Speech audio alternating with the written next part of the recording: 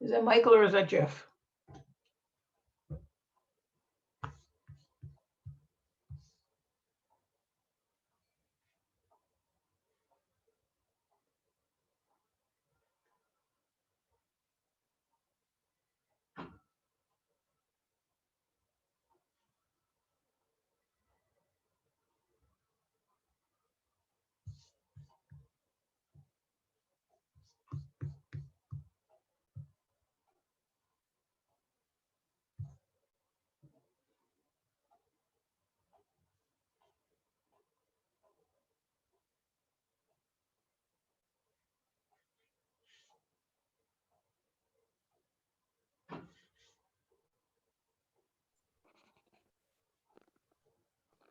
Frank, can you hear me?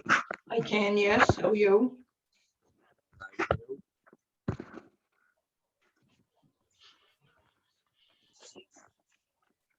Hello, Marie. Jeff, are we recording? Is Rebecca on but not visible? Okay. Rebecca is on. Okay, then I'm going to share screen here. And I'm going to bring up the PowerPoint. And can you all see it now? Not yet. Not yet. Before we get started, I just want to open up the meeting and welcome everybody on Zoom that'll be watching. Tonight we have a short agenda, but important one. And first there'll be a presentation by the parking committee to the board, the village board, to seeking their approval.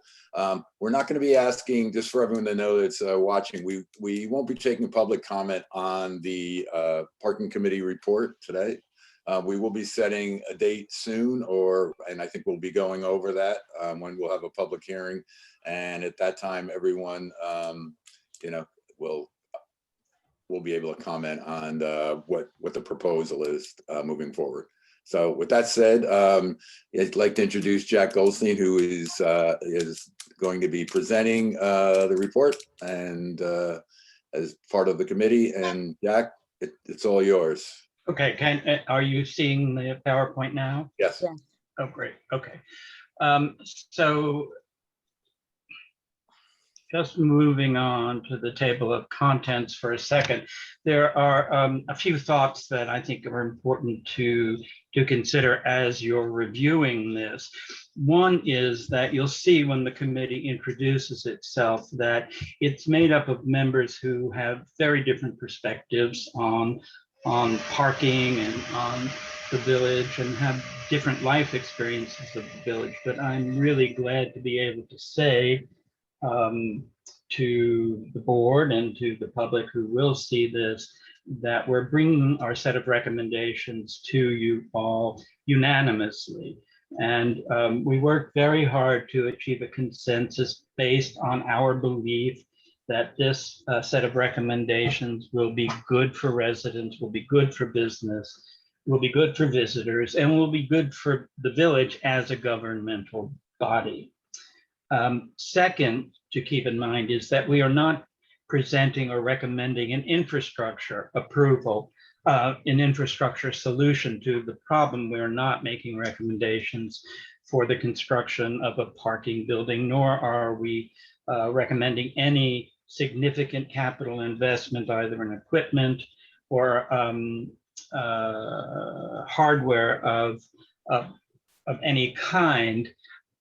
What we are doing here in these recommendations is trying to make the highest and best use of our existing resources. And as such, because we are not putting things in the ground, we're not building structures, all of these recommendations are subject to modification. They're subject to reversal if they prove to be ineffective to the level that we would hope that they are. And so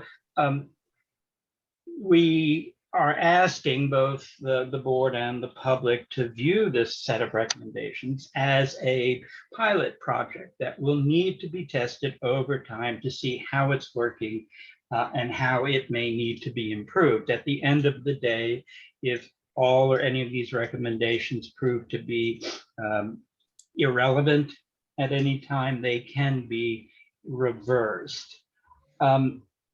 Fourth, again, important, particularly for the public to understand, not everyone is going to be happy with these solutions, and we didn't make universal happiness the goal of the committee because it's an impossible goal to set for oneself. But what we have tried to do very seriously is to develop public policies in which everyone is treated equally and that are fair-minded and effective. That too remains to be seen, but that's where our effort was placed. And finally, telling you something that you all know, this is a complicated problem. And the village has tried in the past to resolve this problem or solve this problem in different ways. It's not been easy.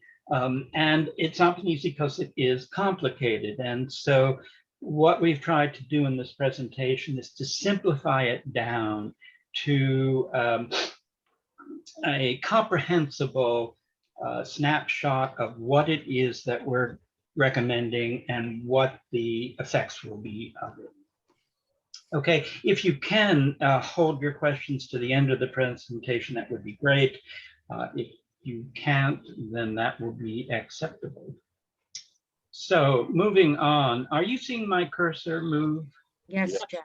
Oh, good. Okay. So to begin with, I'd like the members of the committee to introduce themselves and say a few words about their relationship to the village and the like.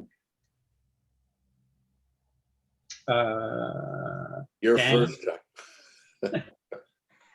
Can I just ask for clarification Yeah. regarding, hi, Mr. Goldstein, I'm a resident of Haldane Street. My name is Claire. Just for clarification, when you say comments can be held to the end, but are we allowed to, what is the protocol if we have comments during the presentation? Well, what I said was if the board could hold its questions to the end of the presentation. I believe the mayor, perhaps you weren't on. Dave, do you want to address the? Yeah, what we're doing tonight is, and actually I'm not sure how people jumped in here, but what we're doing tonight is the board's, the parking committee is presenting to the Village Board of Trustees and to see, for their approval or blessing on moving forward with the recommendations of the committee. So tonight is just basically for the board so that we can move it forward. And if the board agrees on that, then a public hearing will be set, and that date will be, you'll have 2 weeks and plenty of notification. And at that time, the public will be able to comment on everything that you see tonight. This is kind of more of a broad stroke also. We're not really getting into the weeds tonight or how we came up with some of the things, so which will be better explained at the public hearing for the public. So for tonight, we're not going to be taking questions or comments from the public. It's just kind of moving this to the next step, which will be public hearing and public comment. Okay, and Mr. Morandi, are residents of the streets directly affected considered public? Excuse me?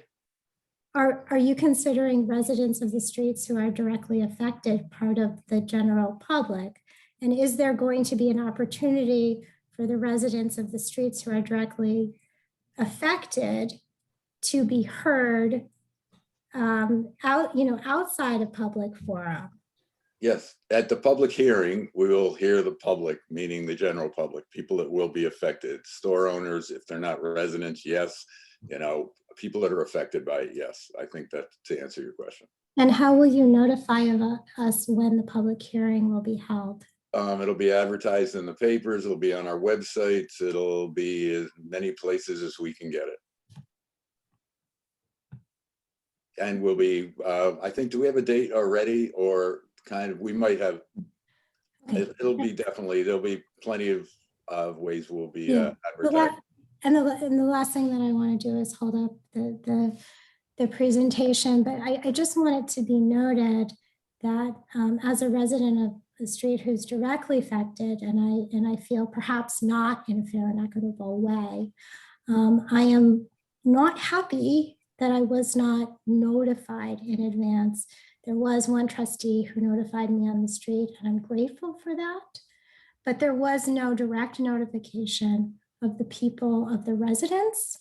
Because if I might interrupt, the reason that is because this really isn't for the public right now. I mean, this is our first step to see if the board is willing to look at, and we really shouldn't be having this. I don't know how public comment. This is already public comment that I didn't want to have.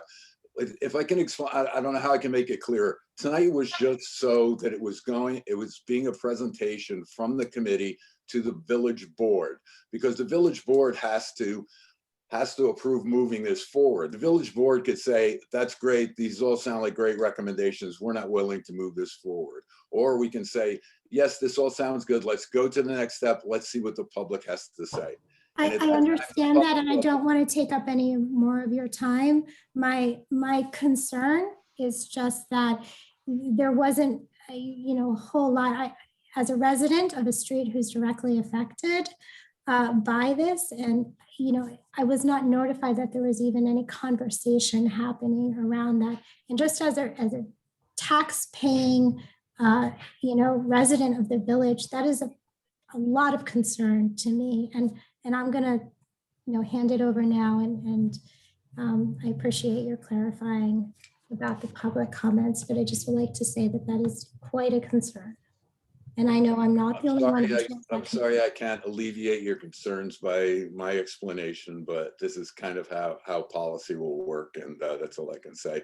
That we're not trying to, we're working to get this to a place where the public can comment on it, and that's what we're working on right now. And the public and everyone will have plenty of notice, and we'll have plenty of time to comment. There'll be weeks of notification, then there will be at least a week after that, when we have a meeting for the public. So there'll be plenty of time, and everyone will be notified. It'll be well advertised, and the buzz will be on the streets, and I'm sure everyone will know.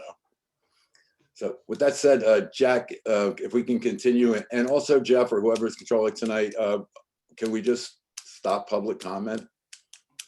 Thank you. Okay, thank you. And we were at the point of the committee members introducing themselves. So I don't see Evan is on, but Rebecca?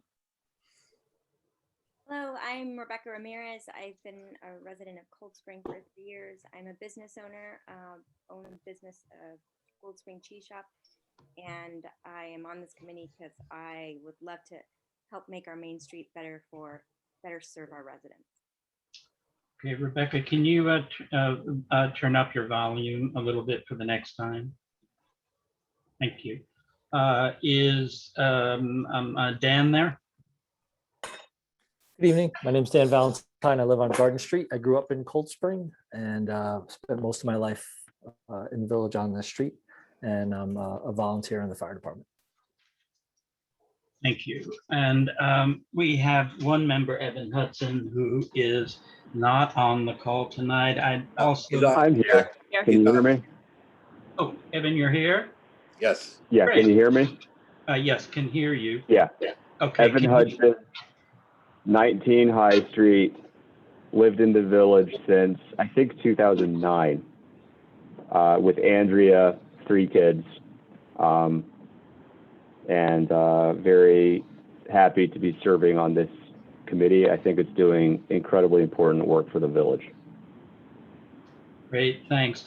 2 people I'd like to mention who are not on tonight. One is Patrick Beesman, who was a member of the committee early on and then had to drop off because of other obligations. And someone who is not a member of the committee, Emily May Cheadle, but who has been helping us in develop some of the mapping as a public service. And so we're very grateful for their time that they've put in. Let me talk a minute about the methodology that the committee used, because we tried to do a lot of homework before developing the recommendations. And part of that is, as you'll see here, that we went back to look at the history of other attempts to deal with parking in the village and to examine as much as we could the current conditions. We're all working on the assumption that tourism has increased and is likely to increase in future, and so that this management problem is likely to become more and more acute. It is a variable, of course, but that is one reason why we opted for a flexible set of recommendations that could respond to changing circumstances. We looked at the major stakeholders or constituencies and called out residents, business owners, visitors, and the village as constituencies that were most directly affected, although not exclusively so. And those residents include the residents within the parking area, the public parking district, and the district itself, and those out of those areas.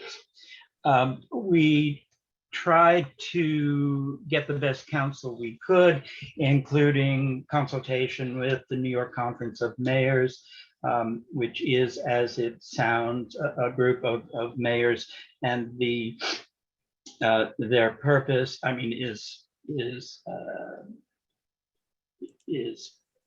not staffed by a group of mayors, but represents groups of mayors. And their purpose is to help other municipalities provide professional information and the like. We did look at other municipalities that have dealt specifically nearby municipalities to see what their experience was of a variety of solutions. We spent a lot of time talking to suppliers of some of the expertise that we ended up feeling that we needed. And then we tried to develop recommendations in a timely way. We would like to be able to institute this program for controlling and managing the issue of parking in time for as much of this tourist season and the autumn tourist season as possible, so that we don't need to deal with some of the acute issues that we faced last year. The parking committee goals were, I think,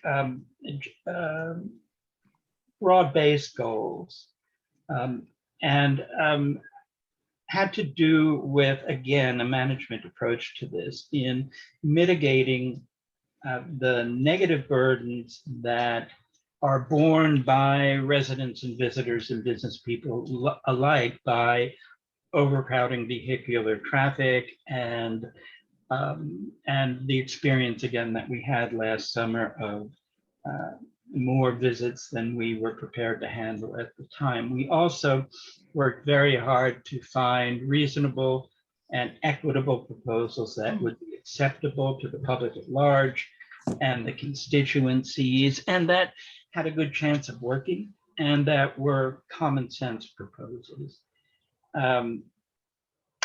Number three, we were very concerned about reducing the traffic congestion and the negative environmental impacts that stem from it, from in fact calming the whole parking issue, which is responsible for a great deal of greenhouse gas emissions, if only through the idling that we find going on and the circling that we find going on trying to find a parking spot. And so rationalizing and clarifying where, how, and when people can park is going to be a major factor, we hope, in reducing some of those negative impacts. And we made it a goal to try, and I don't like the term, but to monetize a portion of the parking parking recommendations.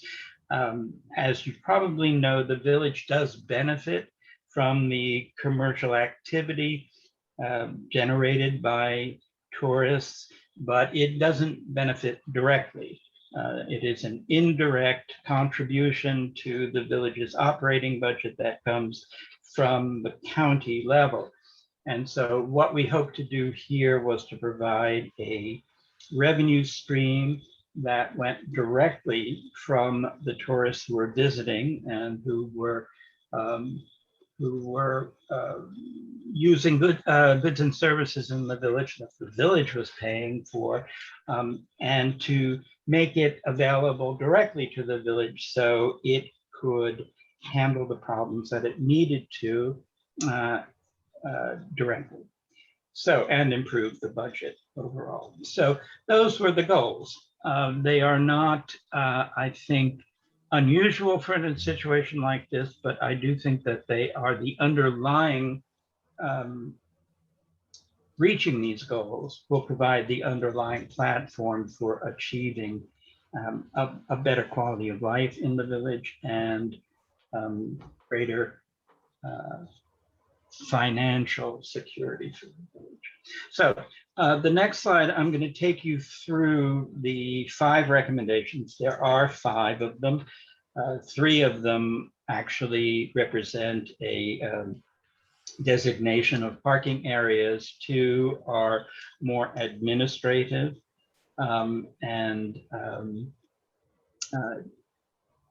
So here we go. These are the recommendations. One is to implement the residential parking permit area, the expansion of the area that already exists. Number 2 is to implement ParkMobile app-based metering on Main Street, limited side street, and ancillary locations. I will be going back through all of these individually, but this will give you a look at the comprehensive package of recommendations. The third is to engage United Public Service, which is a company, to provide meter enforcement, the meter enforcement function, which is separate from the metering itself, to designate additional sites within the village for visitor and non-resident parkers in the resident district, sites perhaps for dedicated merchant and employee parking, and parking for the unbanked, for people who do not have credit cards, do not have bank accounts. And there are a growing number, and we thought it was very important to provide parking spaces for those visitors as well. And then finally is to implement a public information campaign. If these changes do go through, as we hope that they will, they're going to be well, I don't want to call them as much as a shock, but they will be new to visitors and they will be new to residents. And it's going to be very important for them to work that we engage simultaneously with the implementation of the regulations, that we engage in a public information campaign so that people understand where to park, when to park, how much it will cost to park, and the like. Moving on, we have a general map here, which is to give you a context in which we are operating. And this, in 3 different colors, illustrates the 3 recommendations in terms of designating parking areas. And again, we can refer back to these, but there are basically 3 kinds of parking areas that we're looking at. Excuse me, 4.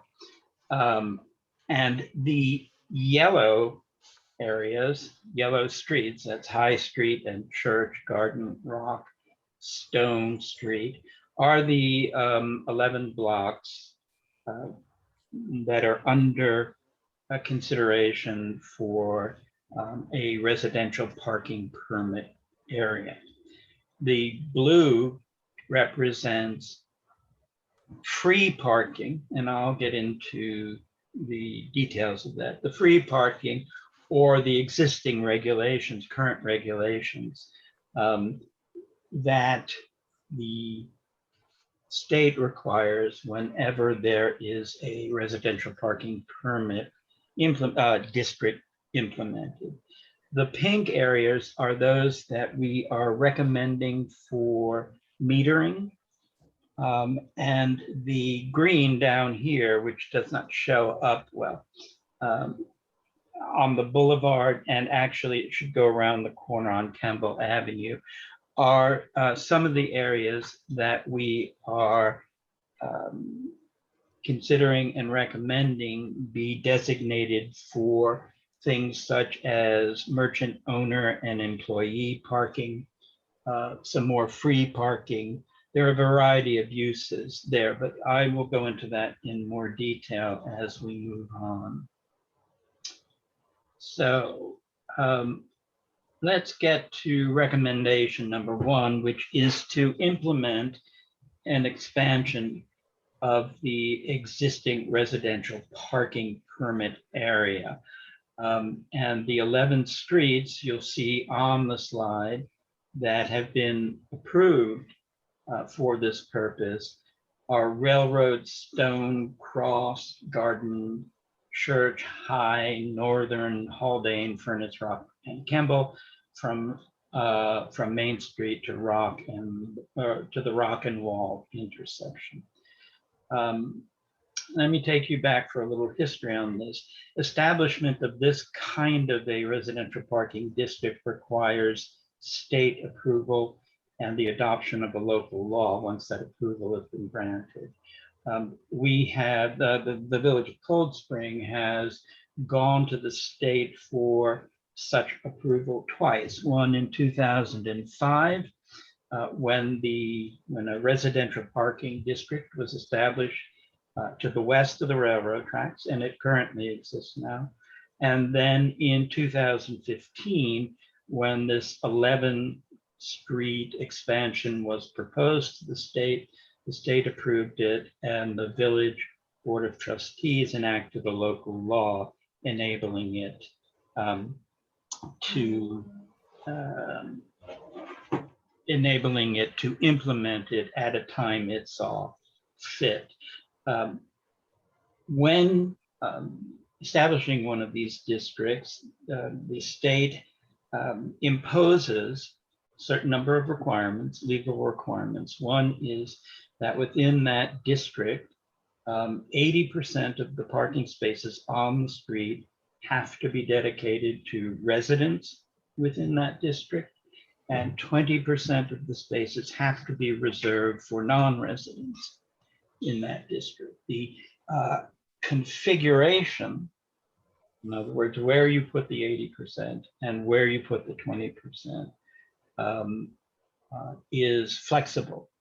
And it can be configured in a number of ways, but what has to pertain is that whatever kinds of regulations, that is the hours of operations and the like, have to be applied equally to resident parking permits and to non-resident parking permits within those areas.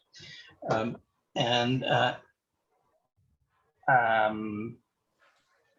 again, so those were requirements under which we were operating. In terms of due diligence, there was a report made to the Village Board of Trustees last autumn of a number of towns and villages in New York State that had tried to or did adopt residential parking permit areas and how they fared with them. And generally, I believe that's been sent to you all. And generally, the experiences were positive. Let me talk a little bit about the practical side of this. The village code requires parking spaces to be 18 feet long. And within the 11 streets that have been designated for this purpose, there are a total of 247 parking spaces. 80% of 247 is 198, and 20% is 49.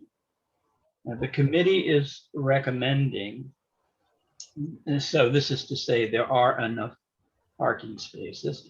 The committee is recommending that the issuance of permit be tied to the real estate conditions rather than something more variable, such as car ownership, which can change very quickly and over time, and we felt was a less reliable way of calculating the number of permits that we were going to need, that the village was going to need. And the committee is recommending that a residence with off-street parking be granted 1 permit, and a residence with no off-street parking be granted 2 permits. And what this leads to is that there are, within this area on the 11 blocks, there are 124 units that have off-street parking. And so that's 124 permits. And there are 33 units that do not. And so that's an additional 33 permits, which means that the total number of permits for residents is 157, and then the 49 permits for the 20% of the non-residential parking. Let me show you how that will be distributed with this map of those 11 streets. And you can see, along with the space numbers, if you can read it clearly, in green are the 49 spaces that will be dedicated to free parking within the new district. Nothing changes with those spaces. You can park there for as long as you can park. A resident can park anywhere, and there is no charge to parking there. On High Street, Church Street, and Garden Street, part of Furnace Street, part of Kemble Avenue, Rock Street, and then Stone and Cross and Railroad Street. In yellow shows the number of permits that will be restricted to residents. And then thirdly, the blue that you see are areas which are under consideration for metering as well. We find that with the number of street spaces available and the number of permits that appear to be demanded, that there are 41 discretionary spaces within this area. And so possibly some of those can be dedicated to metering, possibly other purposes. But this is the general impact of the imposition of this, of what we are proposing. Now, in terms of operations, the regulations, in other words, the requirement of having a resident permit will operate every day from 10 a.m. to 5 p.m. The means of identification of those permits will be a hanging sign from the, from the rear view mirror that will be designed. The issuance of permits will be administered by Village Hall. The requirement to have the permits will be enforced by the village police, who will be able to tell very quickly if someone has a residential parking permit hanging in their window. We are proposing a $10 annual fee for each permit. And there will be permits available for day visits of workmen or other kind of service providers if they are required as a matter of course. One other use of the discretionary permits may be for longer term guest permits. This is one of the things that does need to be worked out, but what we are recommending is a system that provides sufficient parking that is demanded by the residents as we are defining the method of determining that, and 20% as the state requires for visitors. So I know that there will be questions, but let's move on. All right. Recommendation 2 is implementing ParkMobile metering app. Let me go back to the map again here. And the areas now that we're talking about are Main Street in magenta here, the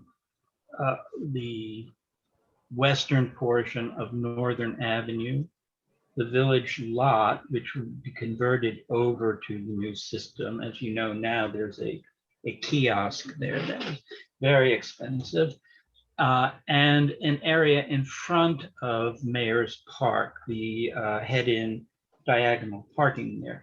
As most of you remember, and I think Kathleen was a volunteer there, there was an experiment last summer of opening up the fields in Mayor's Park to day parking, long-term day parking. And it was, I think, a financial success, but there was considerable pushback in terms of people's reaction to using the fields in that fashion. So for the moment, we are recommending only that those areas outside the fence, those parking spaces outside the fence, be metered. And let me go back to number 2 here. Okay. Now, for the background on this, the committee interviewed 3 companies that provide app-based metering. We are not recommending to repeat any sort of hardware syncing meters or kiosks into the sidewalks. It's very expensive. And very expensive to keep up, and it's unsightly. So we interviewed 3 app-based companies, and we received printed information from 2 more of them. The company that we felt best served our needs was ParkMobile. Having tentatively decided that after online interviews, the committee divided up 7 villages and towns in the Hudson River Valley that currently use ParkMobile to poll them on what their experience was. And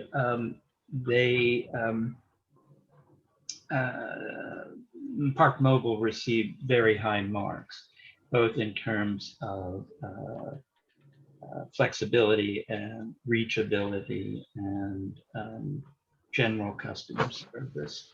And so what we were looking for during this period of due diligence were a set of qualities, again, not unusual, but that we felt were very important. Affordability of the system, the interactivity of the system, how nimble it was for both the village and for parkers to use and get to know. The financial probity of the firm, and by that I only mean the reliability and the accounting done of the revenue. We were looking for system-wide flexibility because, again, we think that over time, it may be that we will find the need, that the village will find the need to either change the rates at which the parking is charged, or the time of year perhaps, or change the rates at the time of year. And that is possible under an app-based system. And then we did rely very heavily on positive feedback from municipalities that already had experience. And ParkMobile came out on top. I know that the trustees were sent a comparison of the 3 companies that we interviewed for a detailed analysis. Let me talk a little bit about money. Well, first of all, if you take the parts on the map, the areas we've outlined on the map here, you end up with approximately 200 spaces that can be metered. And these could, aside from Morris Avenue up here, these could be implemented tomorrow if we had the system in place. There is no upfront cost to this system. The ParkMobile sets up the system free of charge. ParkMobile, and it was the only one of the 3, provides signage free of charge. And the way ParkMobile makes its money is that they take 35 cents off every transaction. Every time someone parks, ParkMobile takes 35%. Also, it will be the village's responsibility to sign agreements with the credit card companies, which usually take 5% of the transactions. So we have been discussing simply for the terms of, for the purposes of discussion, $2.50 an hour for parking with a 2-hour minimum in these magenta areas and the ability to bump up for a 3rd hour, to extend it for 1 more hour. One of the goals of the committee, that in order to respond to the issue of both overcrowding, traffic jamming, and environmental impact, was to increase the possibility of turnover in these spots so that there was not as much idling, there was not as much running around, circling around looking for a spot.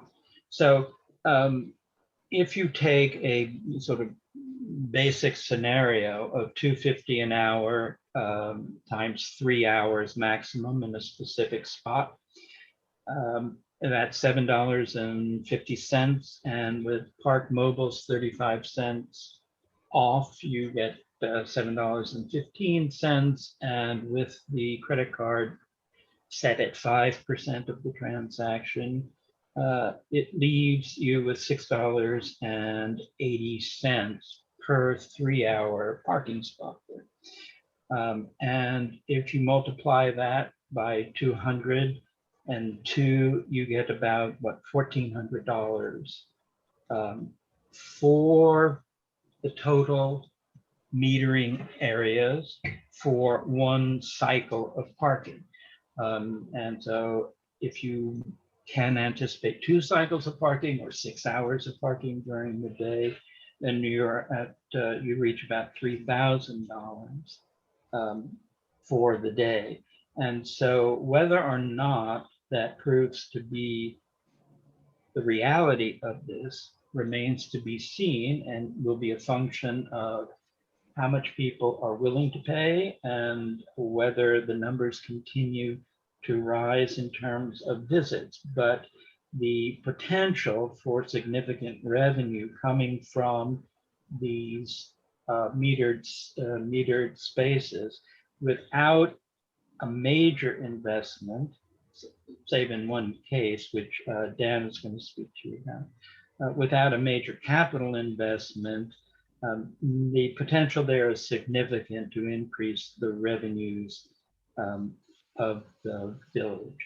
There are also possibilities that some of the discretionary spaces in the permitted parking area might be used for this. And the Morris Avenue site that you see at the top of the map is the Haldane site that Dave has been speaking to the high school about, and they seem amenable to having understanding that there need to be sports parking there, but having at least some metered parking in that site, in that line along 9D, and splitting the revenues with the village. So as this, if this is approved by the trustees and going through the public review process, if it remains essentially intact, there is the opportunity to see significant financial benefit for the village. Okay, now, whoops, sorry. Recommendation number 3, I'm going to turn over to Dan Valentine because this has to do with engaging a company to provide the enforcement function on metering. Those are 2 separate functions, setting up the meter zones and accounting for the meter zones and providing a monthly analytics on the revenue of the zone would all be ParkMobile's responsibility, but there is a separate responsibility for enforcement. So Dan, I'm going to let you take it. Okay. Thanks, Jack. Similar to looking for vendors for the app-based, we also looked at vendors who could support the Cold Spring Police Department with parking enforcement. And one that we seem to like out of all the ones we looked at was United Public Safety. It does come with a fee. Obviously, that would probably be paid for out of the revenue that it makes. But one of the things it would be is a handheld license plate reader, and even the potential for a mobile reader where the parking enforcement officer or the police department could just drive by vehicles and scan the license plate with this handheld device, and it would communicate directly with ParkMobile and determine if that vehicle is legally parked based on whether they paid the fee or not.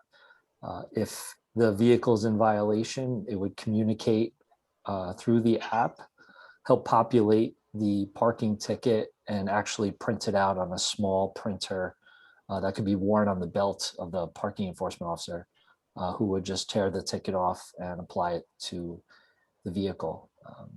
The whole system integrates nicely with back office operations at the village, including the court, so that all the information is communicated digitally to the court for future enforcement.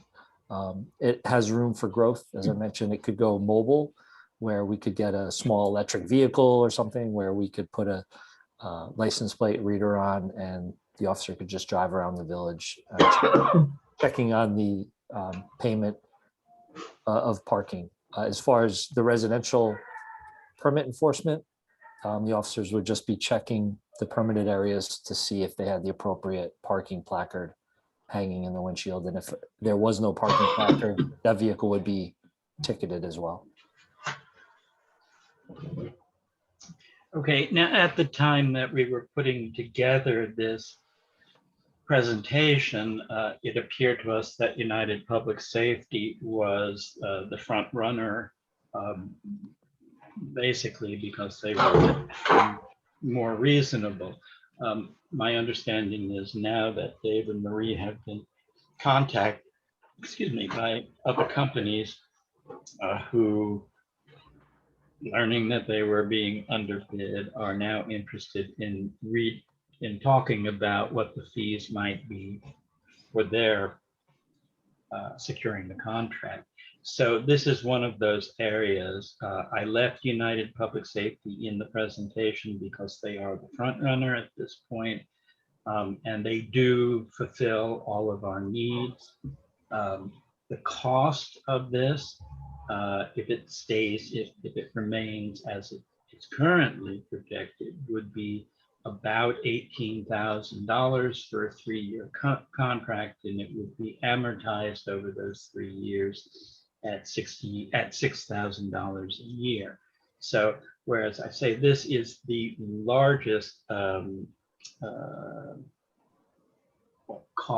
single cost involved in this.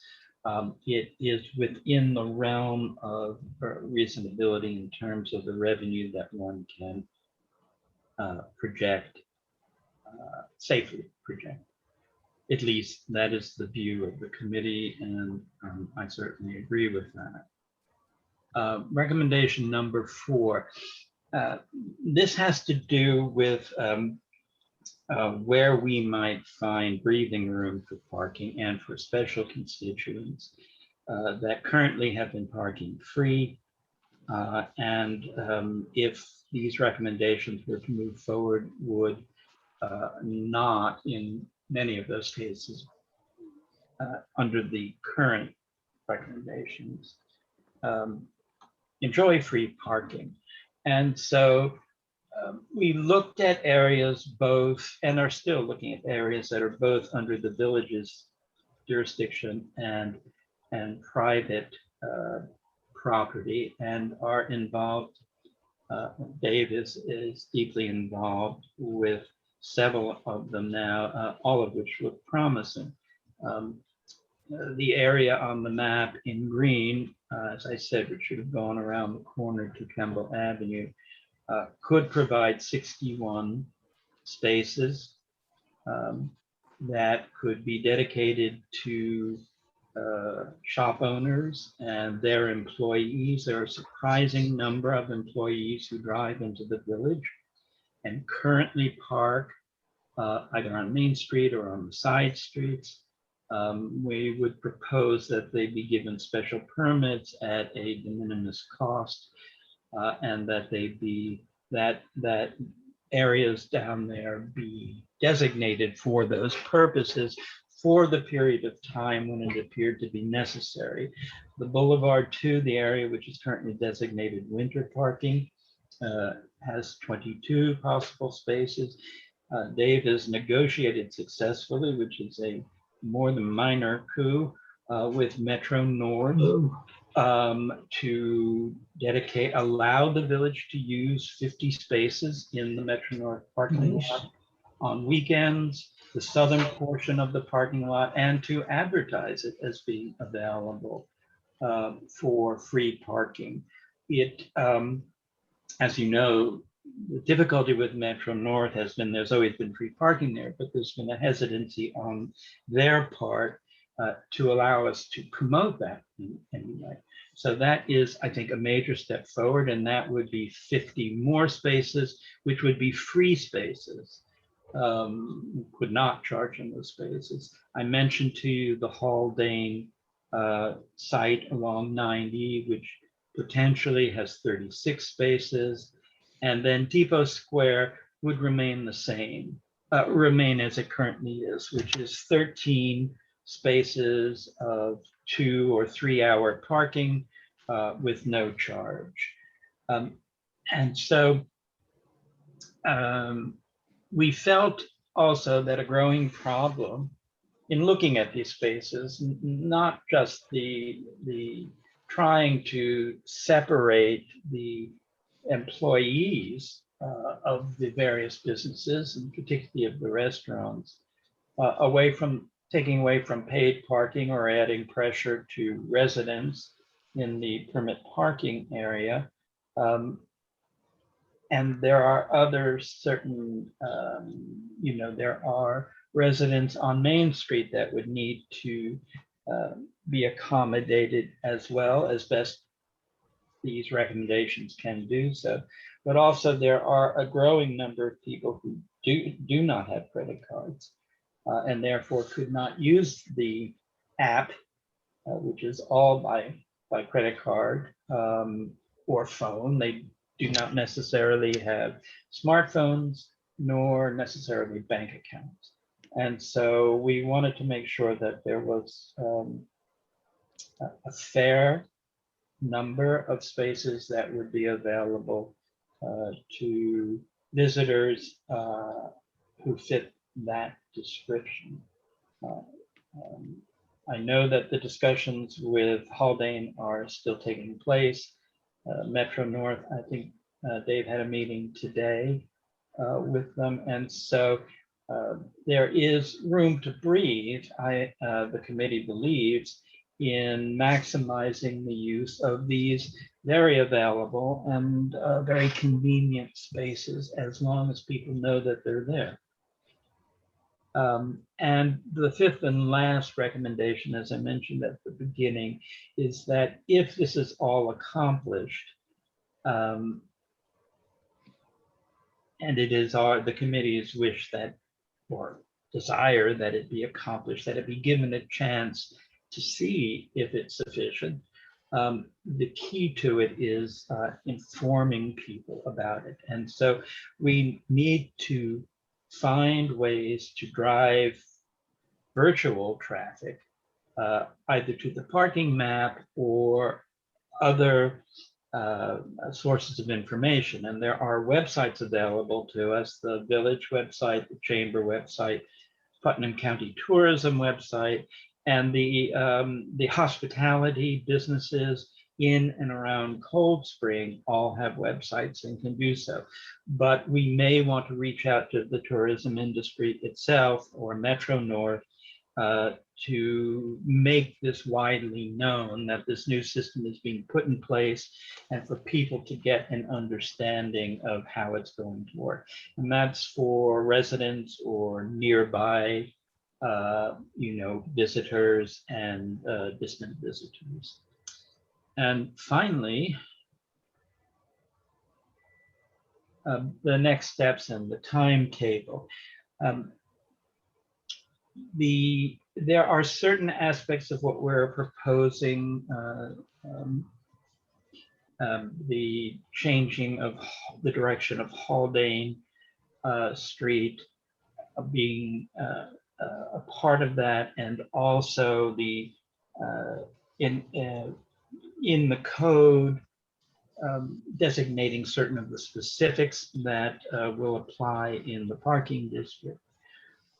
And we have the responsibility to seek a determination from the state as to whether this set of recommendations would trigger CEQA review.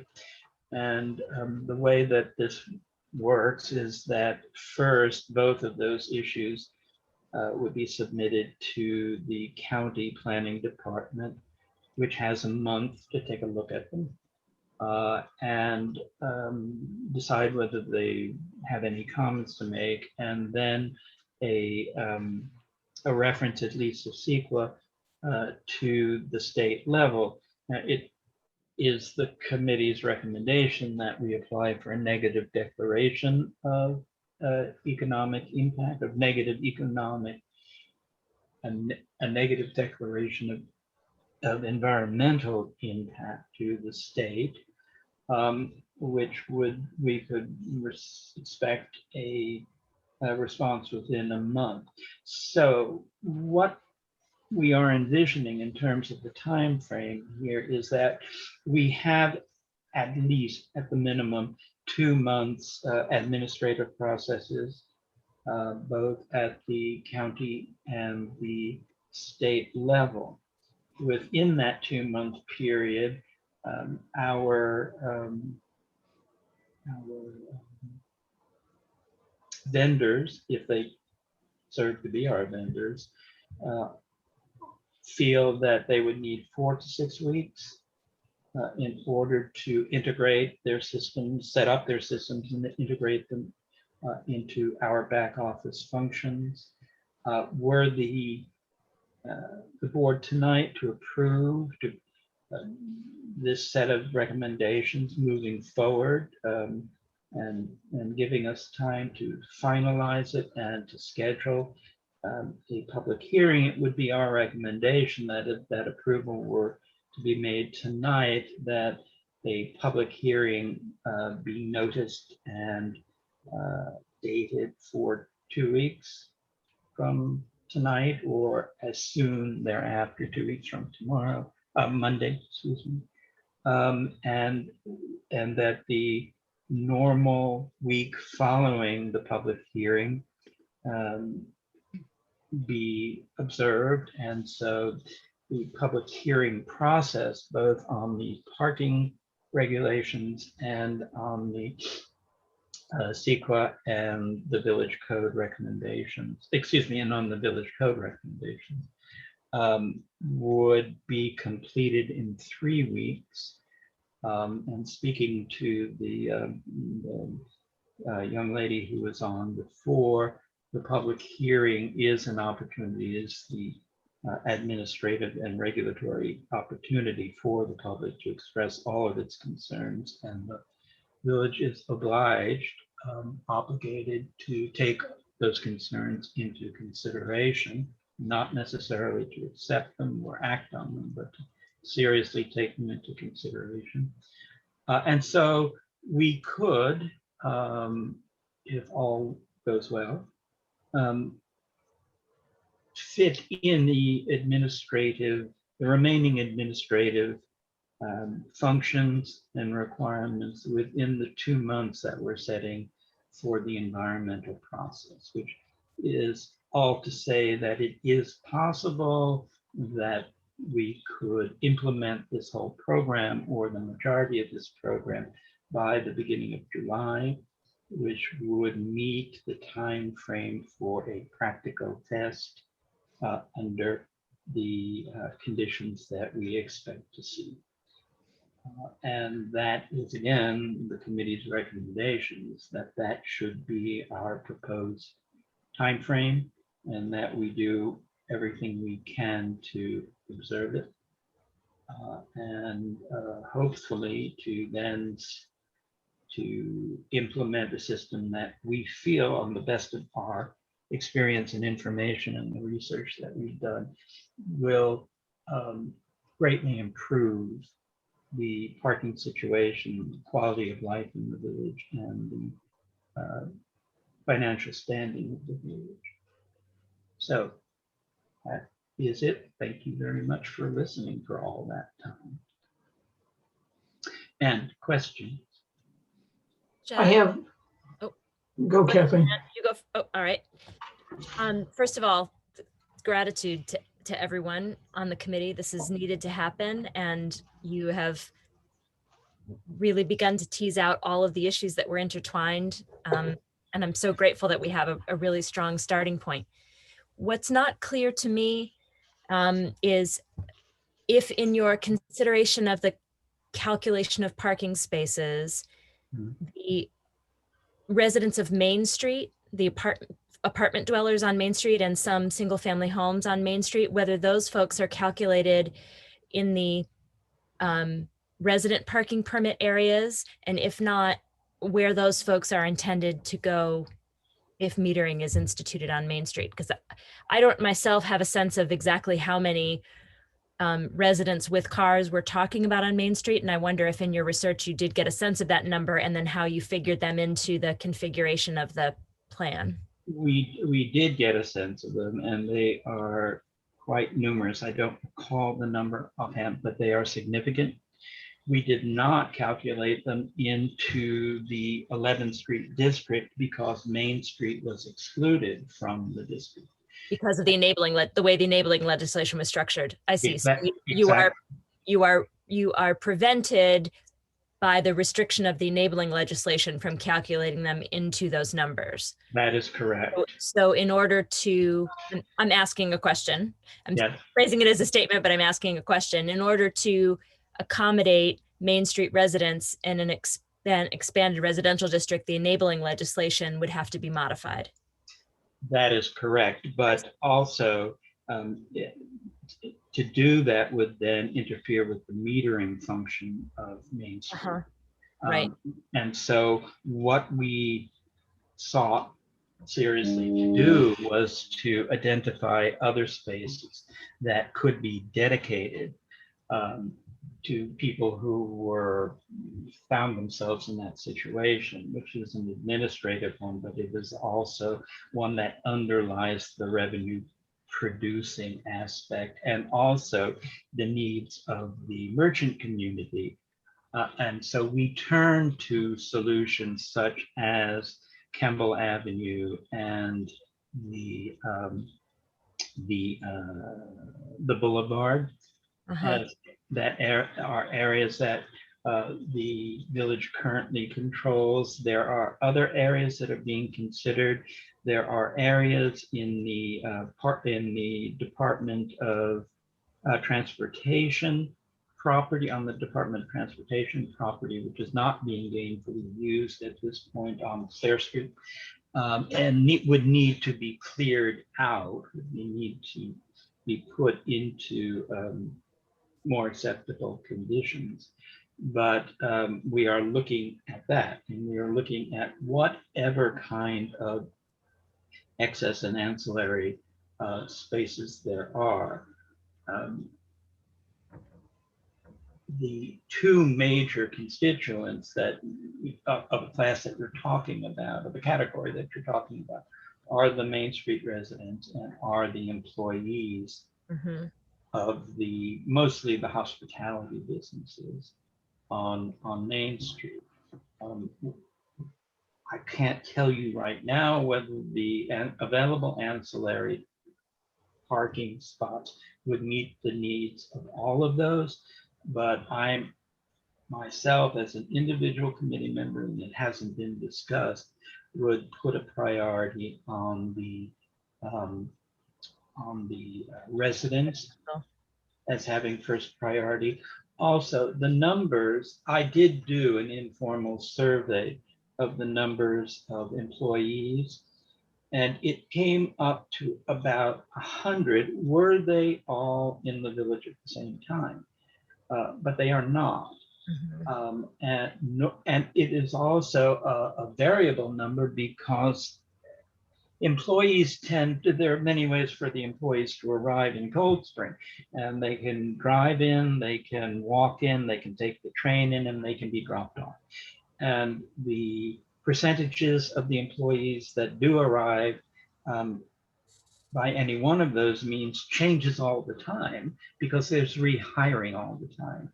And so it's a hard number to try and gratify in terms of dedicated parking. It may be that it is worth the restaurant's while to, to have their employees pay the metered spot. We hope not, because that's not what we want to see Right. Main Street used for. So just to clarify, when you say the DOT spot on Fair Street, do you mean the highway Yeah, yes, garage? I see. yes. And so my two takeaways from that response to the question, and I thank you very much, it's useful, is that you have not talked about it yet, but you as an individual member could foresee privileging residents in those ancillary areas, and that the highway department area on Fair Street is a potential sort of ancillary spot for employees. Yeah, I don't want to go that far to start allocating, but my own personal sense of this is that the residents who are taxpayers and ought to be treated preferentially in terms of the closest possible locations. Got it. Okay. Yep. Thank you, Jack. I think one important piece this I don't think it was mentioned is on the Main Street already has restrictive parking. Not restrict, I mean, there are restrictions on parking there. And one of the good things about the app is that it's really flexible. And I don't know if we talked about the times, you can adjust to the times of when it's metered and the amounts when it's metered also. So, I mean, you could start in consideration for the people, that are living the residents, you could start the meters actually at 10 o'clock or whatever, if you wanted to 5 o'clock. Again, it's really flexible, which is one of the things that's nice about the apps having the metering through ParkMobile. So on Main Street, where it's already like after 9 o'clock, it's 4 hours or whatever, which I think doesn't have, give us the turnover. You could then have the meters and have that for 2-hour parking, which would be turnover. And you could start it whenever you wanted. So it might be a little more restrictive, but we're trying to take all that in consideration also. And And it I sounds think like you could that's- vary it through the week. Excuse me, Dan. You could vary it through the week too. Yeah. You can vary it whenever you want. And you could turn it off at night.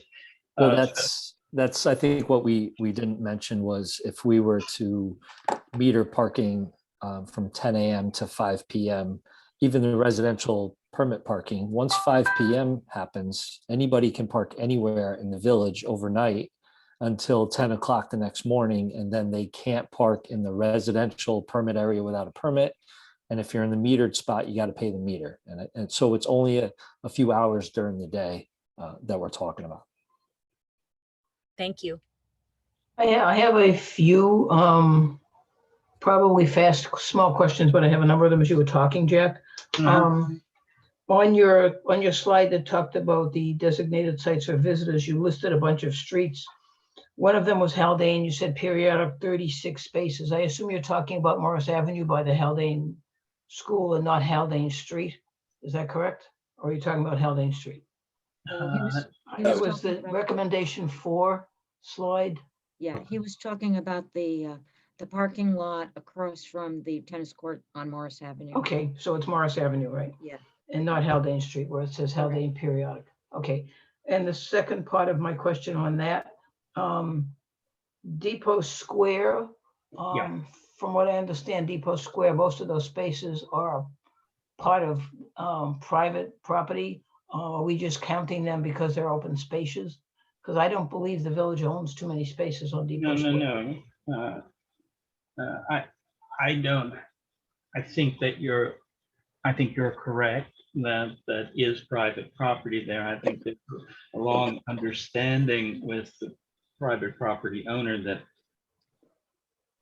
I'm not familiar with, in the terms, but what we essentially decided was to leave that the way it is, not to disturb that arrangement in any way. So it would continue as it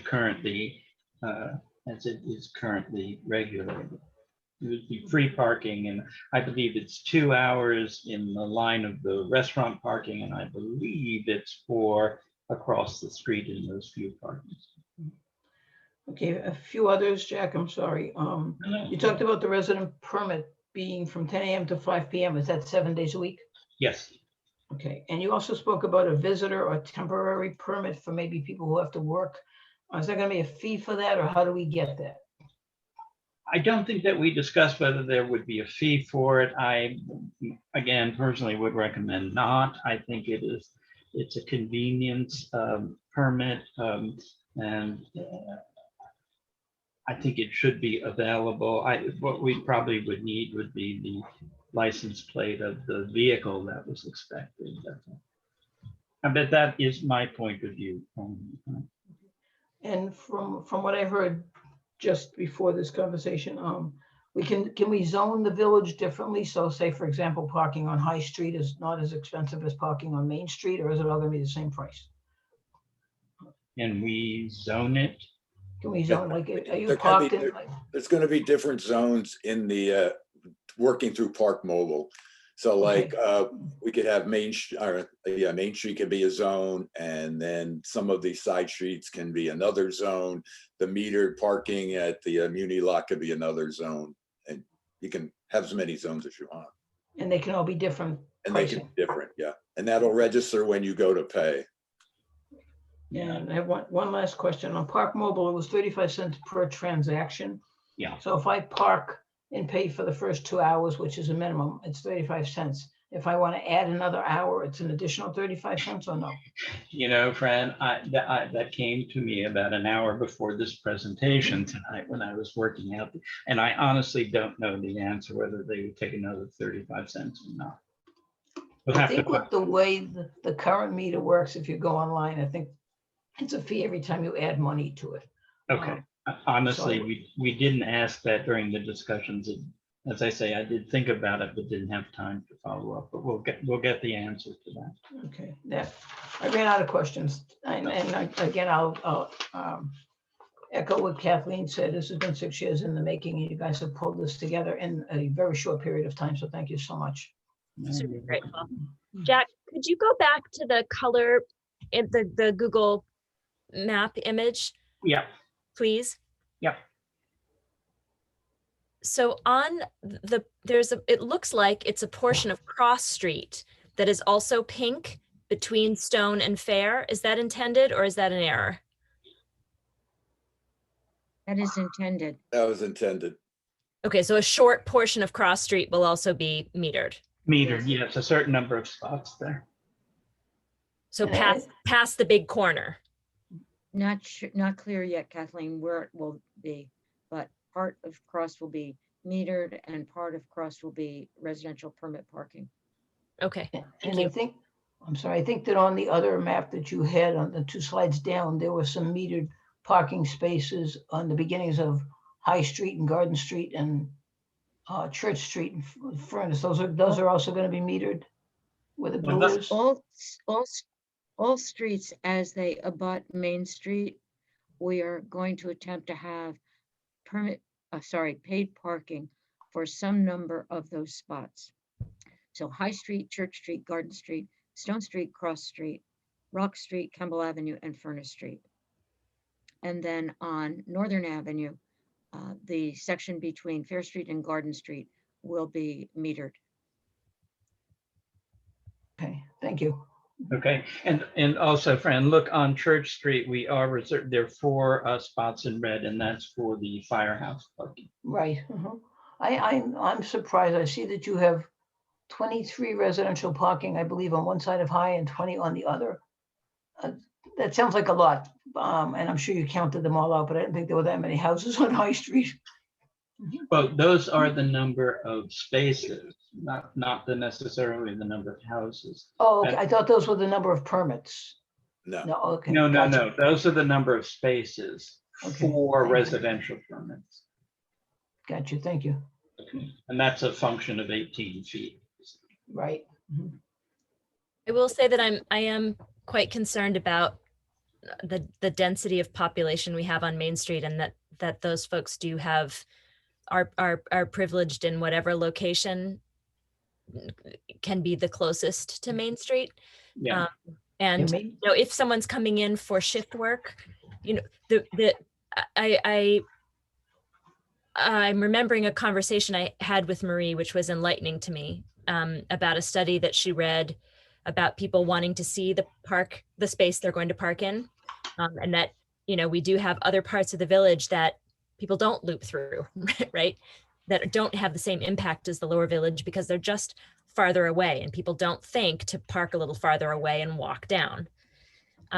So maybe some of those more or less impacted streets in the upper village become the areas where employees park. So they have to walk a little farther, but they're here for the day. And that also could spread the impact. I know this won't be a popular thing to say, but it also spreads the impact to other neighborhoods and reduces some of the congestion in the neighborhoods that are so hard hit by the density in Lower Main Street, the density of parking demand. I did want to add 2 other comments to that point. One of the benefits of the ParkMobile is for, say, the municipal lot, you could actually look on the app and see if there's spaces available Oh, brilliant. based on if they're paid for or not. It doesn't mean somebody's not parked in it, they just didn't pay for it. But looking at the app, it'll show you a map of the village and where you can park and what's metered. The other point I wanted to make just on this map alone, I know there's a comment about Haldane Street and there's a notation about a one-way. That was a brief discussion, which is not part of the parking committee's suggestion. Mhm. That's for another topic some other time. That's part of the code Right. update, traffic Yeah. chapter. Dan, do you, No, I no, know that no, you're, no, I'm sorry, sorry, that's not the case. Haldane Street and Railroad Street are both being proposed to be changed to one-way streets. And that is to prevent the congestion on those streets and the inability of emergency personnel to navigate the streets when there is parking on both sides of the streets. Haldane Street, for example, cannot be navigated when there is parking on both sides of the streets. It's not wide enough. So the recommendation for Haldane Street is to go to one way and to have parking on only one side to allow emergency vehicles to get through. but that For is not this, Railroad Street, right? That's, sorry. I'm not sure what your question I was. think those That's will not be, this committee's, it's not this committee's recommendation. That's a trustee question, right? I think this is part of our recommendation. Part of the parking committee's recommendation? Okay.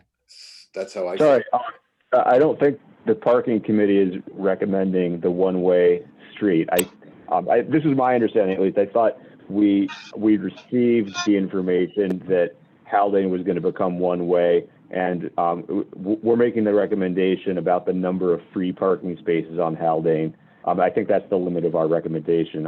Dave and Marie, if I understood that correctly. I thought it was part of it, but it doesn't necessarily have to be. We just kept, during the conversations we were talking about it, so I thought that's where it came up. So I could be mistaken on that one. One other thing I'd like to comment on Dan's comment, ParkMobile only has the ability to identify non-occupied spaces in metered lots. It can't identify available spaces on Main Street, which is not going to be metered. Sorry, it's going to be metered, but not metered, not identified spots. It's pay by plate, whereas the municipal parking lot is pay by space, and the mayor's parking lot would be pay by space. Dan, do you have experience with United Public Safety in your policing in Westchester? Do you use them in your agency? I don't. We looked at several different vendors, and some were on the cheaper side and some were on the extremely high side. So this just seems like a comparable. Yeah, they're in many cities and have several different types of parking solutions. And there's been, since we've looked at them, there's apparently been 2 other agencies that have expressed interest and want to do it for cheaper. So, our point is really that we recommend a third-party vendor assist the village and the police department in helping to enforce the parking. Got it. Thank you. Kathleen, in response to one of the questions you asked right before this about the Main Street parking, I just wanted to say I'm reading this book. It's called The High Cost of Parking. It's like a giant Bible, and it kind of talks about how everyone suffers when you do not charge for parking, and it says cities should set the right price for parking because the wrong prices produce such bad results. So the feature that Dave was saying that is attractive is very important for us, because if we do not see enough turnover, that means the price should go up. Because you do not want cruising, because that's what creates carbon emissions and that affects our health. So that price would be something that everyone can take a look at. You always want 1 or 2 spots opening up. There's this mathematical strategy behind it. Well, that's what pilot projects are for, is to figure out what's going to work and where to land. Just one other quick one. I don't think it was mentioned that you don't have to necessarily have a smartphone also. You can, there'll be on the signs provided by ParkMobile, they'll have, you can text the number if you don't have a smartphone. So Good for you, Dave. good for me. I made that as part of the, that's the only reason why we've chosen ParkMobile.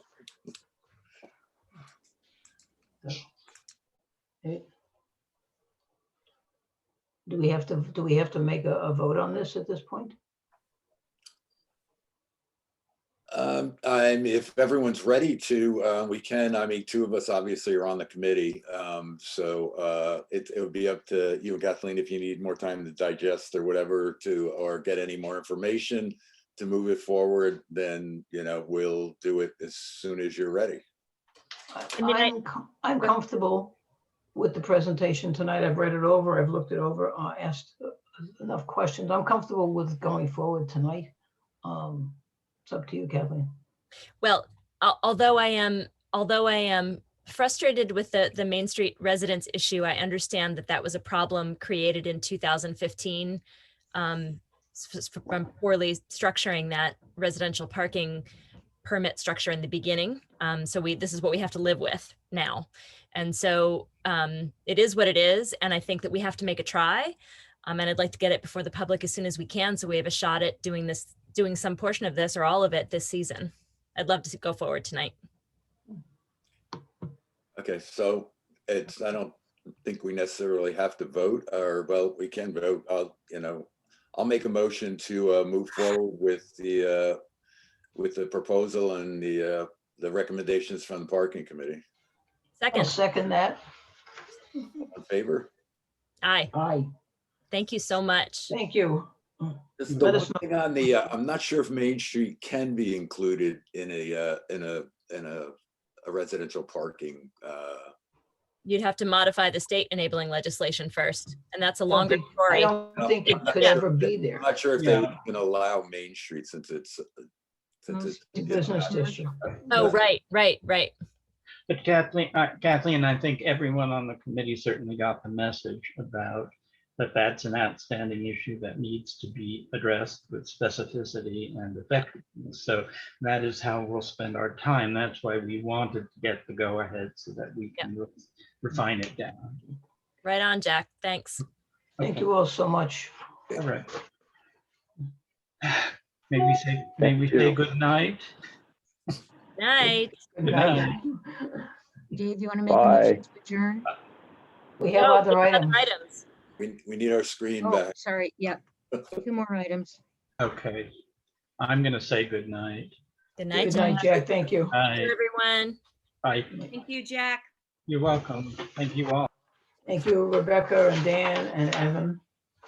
Everybody. Okay, so we do have two more items on the agenda. First one's a quick one. It's approval to hire Dominic Maglia.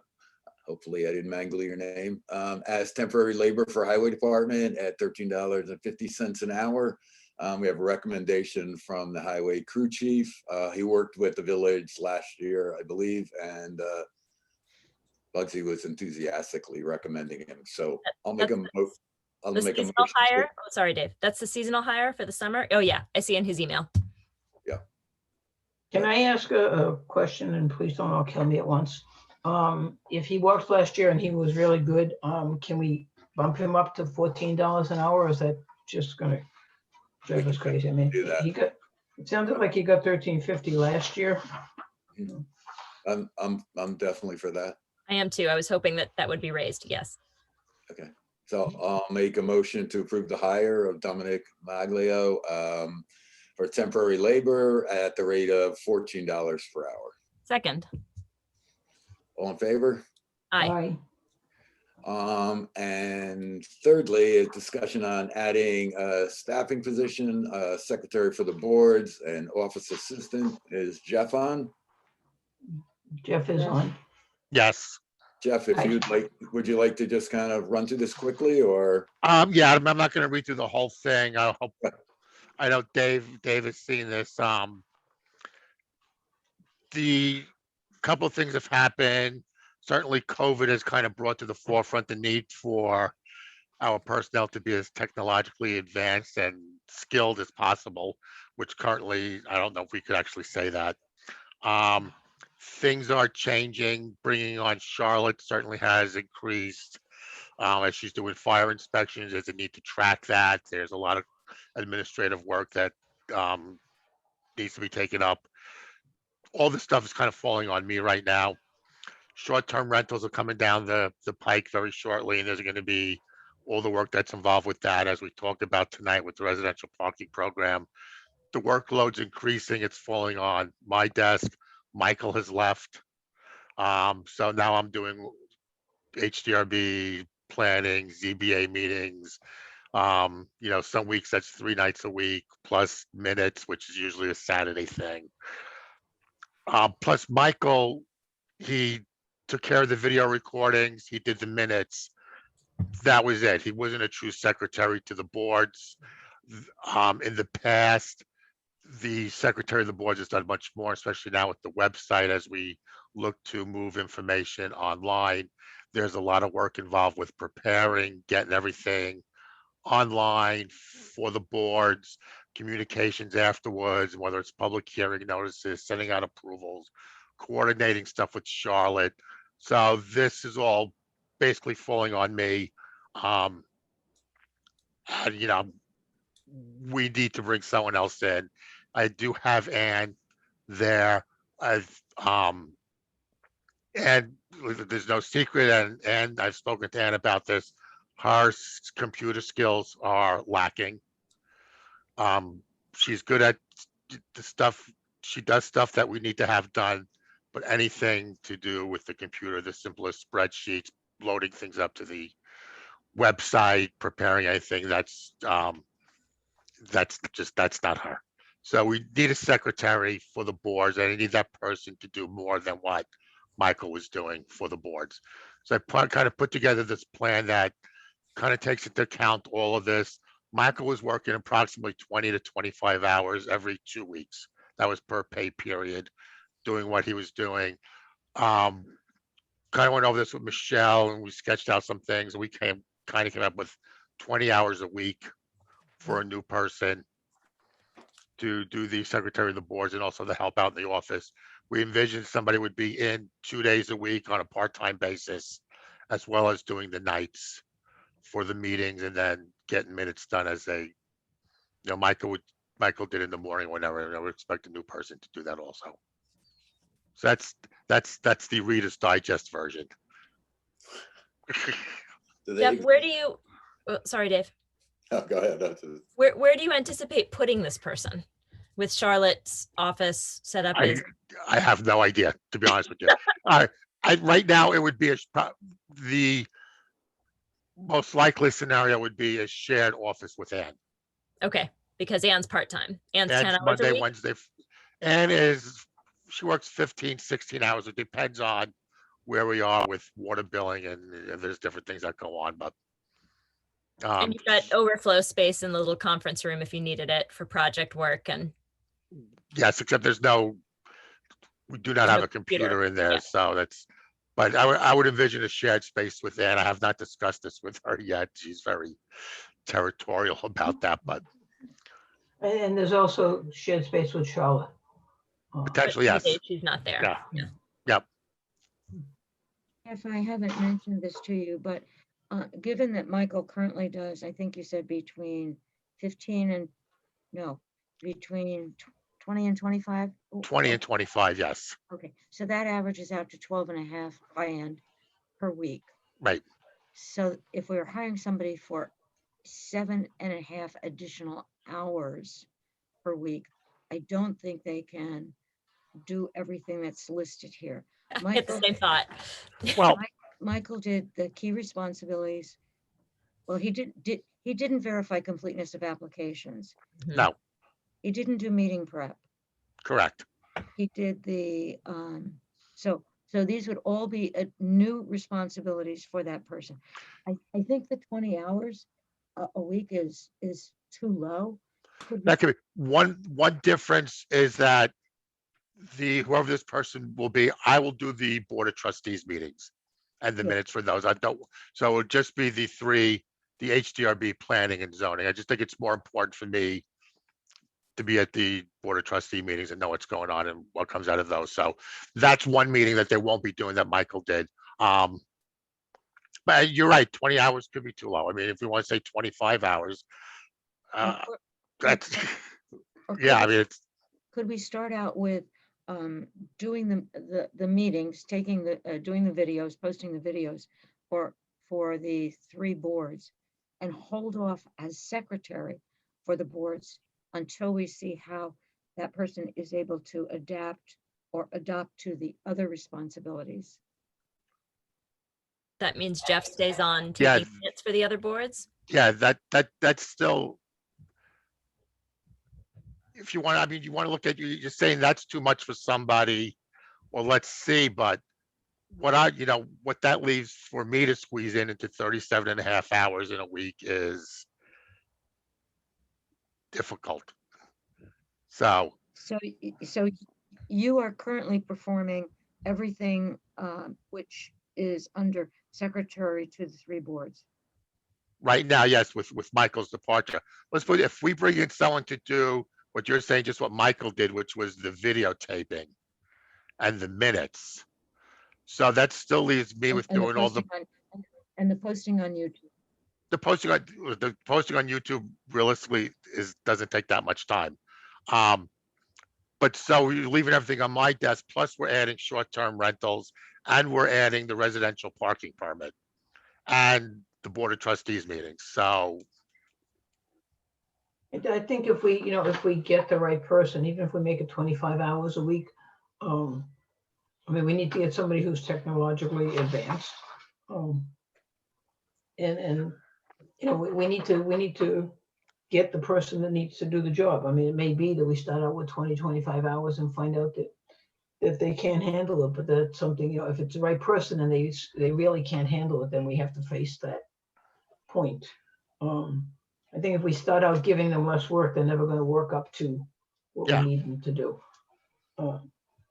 And can we give, is 25 hours, isn't that over the limit for part-time, or before we have to start paying benefits? I thought it was 22. I forget that I was have an to issue. check with Andrew. That's, well, benefits is for full-time employees. Yeah, there was an issue before Michelle came on, when we had, was it Ellen? Ellen. Yeah, numbers of There was an hours. issue then about, and I think it might have been more a verbal agreement than an actual legal thing that, she was going to get 22 hours or whatever she got, and she was going to get benefits, but I'm not sure that was. Yeah, I think in one of the documents it called her a full-time employee, and yet it said it was X number of And hours. it was an agreement when she came on board, I think, with whoever hired her, people on the board then. So that's something we probably should check with, what's his name? I'll Evan? check with the county. Yeah. Okay. With personnel, yeah. Yep. I mean, some of these things too, as you look at them, the board work is the relentless work that goes on week and is time consuming. Yep. Some of this stuff is periodic, right? I don't know how frequently you're dealing with foils, but that's not an everyday, right? Taxes are cyclical. Bill, The foils depends upon the issue. it depends on the issue, Yeah. absolutely, but Yeah. it's not And necessarily an everyday thing. But if it comes in, it's horrendous. Yeah, I used to no deal with question. Mary. No question. I know, I Yeah, remember. I will tell you Hearing that I average a foil a day. Oh, really? Okay. Yeah, So that's more than I thought. because what I've started to, but that also includes, I have people, I make sure when somebody wants building department files, Okay. or I make them do it via foil, because those requests, especially with the real estate market, it's impossible to keep up with on the phone. So I have people issue, put in foil requests for that. And and trust me, I get 2, 3, 4 calls a day just that are real estate agents wanting to see a file. So. Understood. So do we have to advertise this? Okay, so it seems. Yeah, Yeah, I think we should. I think we need to find out what the maximum is that we can, number of hours for Yeah. still Right, part time, and then advertise it What did you And say, also Jeff? check with $20 an Michelle. hour? to see whether or not. Yeah. I don't remember what we agreed in the I budget. thought I saw Yeah. 20 as I was reading, but now I can't $20. find it. Yeah, so I talked to Michelle, that's what we've budgeted for, starting June 1 was 20 hours at $20 an hour. And that was based on what we had paid Lisa when she helped us out, when she filled in for Michelle. a And few Jeff, years do ago.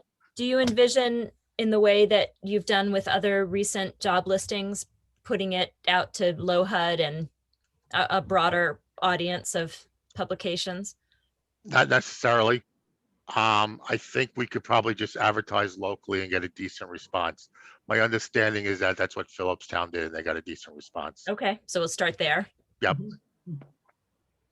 Can we also check with Michelle to make sure there's money in the budget to go to whatever the what did we say, 25? Yep. Hours. There will be. Gee, thanks, Jeff. No, it's Okay, we've had so, the conversation, so that's like, so I'll make a motion to advertise, allow Jeff to come up with an ad and advertise for the position. Dependent upon the Yep. number of hours that's confirmed with the county, and that Michelle says we've got the money in the budget. Constitutes part-time, right? Yep. Second. Okay, all in favor? Aye. Okay, so we'll get the hourly hours that we can, max hours, and make sure that we have the money in the budget. Okay, Sounds good. all right. Yep. I guess you can open up the public. We are not taking, not taking questions on parking committee. We will, if you have something on the hire or what we just said or something else, fine. Definitely don't want to go down into the weeds of parking right at this moment. So if anybody else is on with a question, It's all that's left is parking committee. Yep. Everybody ran. okay. All right, so with that, I'll make a motion to adjourn. Wait, is Dan raising his hand or saying cool? Cool. Cool. Okay. Thanks, Dan. Second, Dave. We have a second, all in favor? Hi. Aye. Good Thank night, you. all. Good meeting. Have a good night. See you tomorrow. Night. See you Yeah, tomorrow. tomorrow. Great progress. Lunch.